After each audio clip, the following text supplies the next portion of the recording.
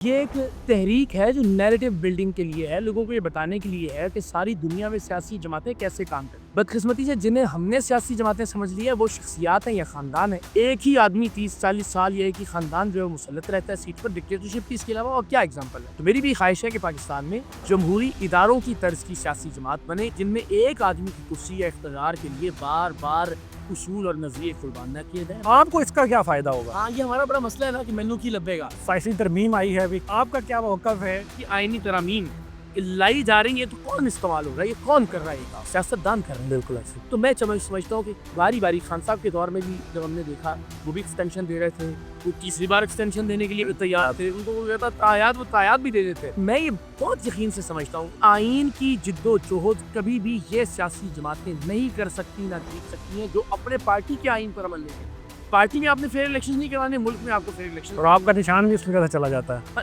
جی جماعت اسلامی میں سمجھتا ہوں جمہوریت کی بہترین مثال ہے۔ اللہ کرے یہ جماعت بنانے کے بعد ایک اور نقطۂ نظر کے نوجوان کہے ہم نے اکٹھے ہونا ہے، یعنی ایک کہے ہم نے رائٹ کی پالیٹکس کرنی ہے، ایک کہے ہم نے لیفٹ کی پالیٹکس کرنی ہے، ایک کہے ہم نے سینٹر کی۔ میں تینوں کی مدد کرنے کے لیے تیار ہوں۔ میں آج اپنے آپ کو باؤنڈ کر رہا ہوں حلف دے کر، قرآن پر ہاتھ رکھ کر، ایفیڈیوٹ میں کہتا ہوں سائن کروا لیجیے جیسے آپ کی پسندی ہو، سو دیٹ کبھی یہ ہو ہی نہ کہ میں نوجوانوں کے آگے آنے کی راہ میں رکاوٹ بنوں یا میں جو ہے اپنی کرسی پر بیٹھ کر اس پر مسلط ہو جاؤں۔ السلام علیکم جی، میں ہوں ایڈوکیٹ نجم الدین اور آج ہمارے ساتھ موجود ہیں اقرار بھائی۔ اقرار بھائی نے ایک نئی سیاسی جدوجہد شروع کی ہے، اس حوالے سے چند سوالات ان سے کریں گے۔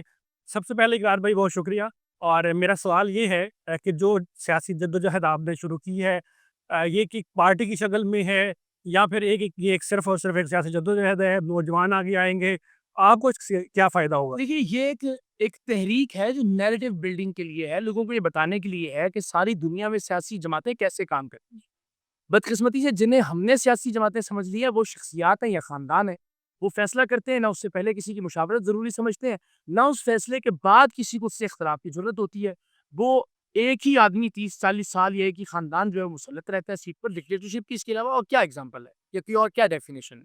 تو ہم ڈکٹیٹرشپ کے نام پر بے وقوف بنتے رہے، جمہوریت کا نام لے لے کے ہمیں پاگل بنایا جاتا ہے۔ میں یہ سمجھتا ہوں دنیا میں امریکہ، برطانیہ، Germany, Switzerland, Japan, Australia, Canada, you name any one, even Bharat کی بی جے پی، وہاں پہ ایسی سیاسی جماعتیں ہیں جو دکانیں نہیں، یعنی کسی ایک آدمی یا خاندان کی ملکیت نہیں ہے، لوگوں کی ملکیت ہے۔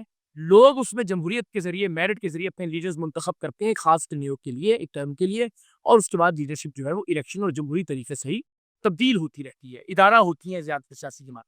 تو میری بھی خواہش ہے کہ پاکستان میں جمہوری اداروں کی طرز کی سیاسی جماعت بنے یا سیاسی جماعتیں بنے جن میں ایک آدمی کی کرسی یا اقتدار کے لیے بار بار اصول اور نظریے قربان نہ کیے جائیں، بار بار اسٹیبلشمنٹ کی گود میں نہ بیٹھا جائے، اور یہ معاملہ بھی الٹیمیٹلی اپنے اختتام کو پہنچے۔ اور آپ بار بار کہتے رہے ہیں کہ میں کوئی سیاسی عہدہ نہیں لوں گا، تو آپ کو اس کا کیا فائدہ ہوگا؟ ہاں، یہ ہمارا بڑا مسئلہ ہے نا کہ مینو کی لبے گا۔ ہاں جی، ہاں، تو مینو کی لبے گا، یہ میں یہ سمجھتا ہوں کہ اگین دنیا بھر میں ایسا ہوتا ہے کہ جو لکھاری ہیں، جو جرنلسٹ ہے، وہ فکری اور نظریاتی تحریکیں چلاتے ہیں، اور مقصد یہ ہوتا ہے کہ وہ لوگوں میں نیک نامی پائیں، لوگوں میں عزت اور احترام ہو، اور مرنے کے بعد لوگ انہیں اچھے الفاظ میں یاد کریں۔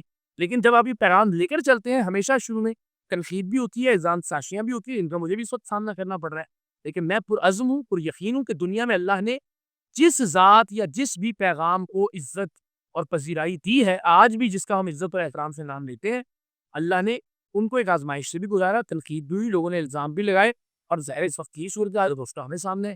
تو مجھے یہ ملے گا کہ میرے مرنے کے بعد اگر 10-20-30-40 سال بعد کوئی شخص کی بات کرے کہ پاکستان میں حقیقی معنوں میں جمہوریت کے لیے جو دھارا موڑا تھا سسٹم کا، اس میں ایک آدمی کا تھوڑا سا رول تھا جس کا نام تھا اقرار الحسن، اور اسے وہ عزت سے اور دعا سے یاد کرے بس۔ اور سر ایک سیاسی ترمیم آئی ہے ابھی کل ہی، اس حوالے سے آپ کا کیا موقف ہے؟ اور یہ جو موومنٹ آپ چلانے جا رہے ہیں، کیا ایسی ہی حکومتیں کل بھی بنیں گی، ایسی ترامیم کل بھی کی جائیں گی، اور جب چاہے جس کو مرضی تاحیات جو ہے وہ عہدے دے دیے جائیں گے، تو آپ اس بارے میں کیا کہیں گے؟ یہ بڑی بدقسمتی ہے کہ ہم جو بھی قانون سازی کرتے ہیں، جو بھی ترمیم کرتے ہیں، وہ اپنے یا انڈیویژولز یا افراد یا شخصیات یا خاندانوں کے ارد گرد اس کی بنت ہوتی ہے کہ ان کو الٹیمیٹلی، یعنی نظام کی بہتری کے لیے بہت کم چیزیں ہوتی ہیں بدقسمتی سے، لیکن میں یہ بہت یقین سے سمجھتا ہوں کہ آئین کی جد و جہد کبھی بھی یہ سیاسی جماعتیں نہیں کر سکتی نہ جیت سکتی ہیں جو اپنے پارٹی کے آئین پر عمل نہیں کرتی۔ یہ ساری سیاسی جماعتیں بدقسمتی سے ان کے پارٹی کے آئین میں لکھا ہوا ہے کہ پارٹی میں الیکشن ہو گیا اس کی نہیں. اچھا پارٹی کے آئین پہ عمل نہیں کرنا, ملک کے آئین کے ٹھیکیدار بنے ہوئے آپ. پارٹی میں آپ نے فیئر الیکشن نہیں کروانے, ملک میں آپ کو فیئر الیکشن. اور آپ کا نشان بھی اس کی طرح چلا جاتا ہے. جی جی تو میں یہ سمجھتا ہوں کہ اس وقت میرا سوال یہ ہے کہ اگر یہ آئینی ترامیم لائی جا رہی ہے تو کون استعمال ہو رہا ہے, یہ کون کر رہا ہے یہ کام؟ سیاستدان کر رہے ہیں. بالکل ایسے ہی. تو میں سمجھتا ہوں کہ باری باری خان صاحب کے دور میں بھی جب ہم نے دیکھا وہ بھی ایکسٹینشن دے رہے تھے, وہ تیسری بار ایکسٹینشن دینے کے لیے بھی تیار تھے, ان کو وہ تایاد بھی دے دیتے. تو یقیناً اپنے اقتدار کے لیے ہر سیاستدان, اسی لیے میں سمجھتا ہوں کہ جو سیاستدانوں کا یہ جو سائیکل ہے نا گٹھ جوڑ کا, اسٹیبلشمنٹ سے پہلے ہمیں اپنے گھر کو ٹھیک کرنا ہے. پہلے اپنے گھر میں جو خاندانی اور شخصی سیاست اور آمریتیں ہیں ان کو ختم کرنا ہے. اس کے بعد یہ جو ترامیم اور اس طرح کی قانون سازیاں جو پرسن سینٹرک ہوتی ہیں وہ نہیں ہوتی.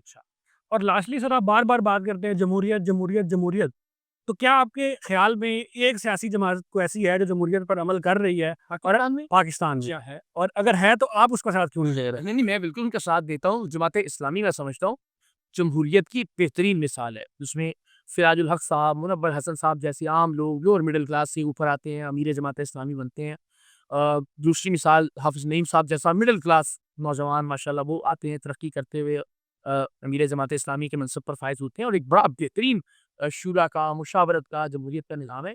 ایک تو یہ کہ ظاہر ہے جمہوریت کا مطلب ہی ایک سے زائد آپشنز ہے, یعنی صرف یہ نہیں کہ ایک پارٹی اور وہ جمہوریہ ہے اور وہ پھر سیلف ایک ڈکٹیٹرشپ ہو گئی, تو وائی ناٹ ایک سے زیادہ.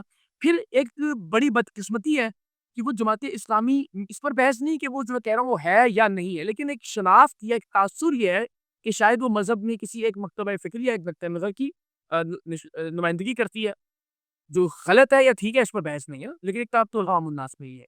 تو مجھے لگتا ہے کہ بہت اچھی بات ہے ایک سے زائد آپشنز ہوں اور لوگوں کو ان میں سے چوز کرنے کا موقع ملے. تو جماعت میرے نزدیک ایک اچھی اگزامپل ہے, اس سے بہت کچھ نوجوانوں کو سیکھنے کو مل سکتا ہے جمہوری پیرامیٹرز کے اعتبار سے. لیکن یہ جو میں نے آپ سے چیلنج اس کا عرض کیا وہ بہرحال اپنی جگہ موجود ہے. ایک سے زائد آپشنز بناتے ہیں, اللہ کرے یہ جماعت بنانے کے بعد ایک اور نقطۂ نظر کے نوجوان کہے ہم نے اکٹھے ہونا ہے, یعنی ایک کہے ہم نے رائٹ کی پالیٹکس کرنی ہے, ایک کہے ہم نے لیفٹ کی پالیٹکس کرنی ہے, ایک کہے ہم نے سینٹر کی. میں تینوں کی مدد کرنے کے لیے تیار ہوں. تین آپشنز پاکستان کے لوگوں کے سامنے ہو, اس میں سے وہ جس کو بہتر سمجھے اس کو چوز کر. دس از ڈیموکریسی. مطلب اس موومنٹ کے بعد ایک سے زائد پارٹیاں بھی بن سکتی ہو سکتی ہے, ہونی چاہیے. سر میں جب ایک پارٹی کا خود ہوتا نہیں لے رہا ہوں تو میں چاہوں گا کہ لوگوں کو ایک سے زیادہ آپشنز ملے. یعنی وہی میں نے عرض کیا, ایک سینٹر کی پالیٹکس کرنے والی جماعت ہو, ایک رائٹ کی پالیٹکس کرنے والی جماعت ہو, اور لوگ ان کے درمیان میں سے چوز کریں. اور لاسٹلی کیونکہ لوگ آپ پہ ٹرسٹ کرتے ہیں, وہ کہتے ہیں کہ آپ الیکشن کیوں نہیں لڑیں, آپ بنے. اگر زہران ممدانی نیو یارک کا میئر بن سکتا ہے تو اقرار الحسن کیوں نہیں بن سکتا؟ تو میں یہ سمجھتا ہوں یہ ایک آدمی کو اپنی سیٹ اپنا عہدہ چھوڑنا پڑے گی, اس کے بعد پارٹی کے اندر, ورنہ میں بن گیا نا تو میں 40 سال کسی اور کو نہیں بننے دوں گا جیسے باقی کر رہے ہیں. میک شور کروں گا پارٹی میں کوئی الیکشن نہ ہو, میک شور کروں گا کوئی جمہوریت نہ ہو جیسے باقی پارٹیوں کے فارورڈ پالیٹکس. اندر. انسان کی نفسیات ہے نا, دیٹ از وائی میں آج اپنے آپ کو باؤنڈ کر رہا ہوں حلف دے کر, قرآن پر ہاتھ رکھ کر, ایفیڈیوٹ میں کہتا ہوں سائن کروا لیجیے جیسے آپ کی تسلی ہو, سو دیٹ کبھی یہ ہو ہی نہ کہ میں نوجوانوں کے آگے آنے کی راہ میں رکاوٹ بنوں, یا میں جو نا اپنی کرسی پر بیٹھ کر اس پر مسلط ہو جاؤں. تو میں چاہوں گا کہ میں ایک جرنلسٹ کے طور پر, ایک صحافی کے طور پر, ایک لکھاری کے طور پر جانا جاؤں, یاد رکھا جاؤں کہ جس نے نوجوانوں کو اس چیز پر مائل اور قائل کیا تھا کہ وہ جمہوریت سے اپنے فیصلے کریں. سر بہت شکریہ آپ کے ٹائم کا, بہت اچھا لگا آپ سے بات. Thank you.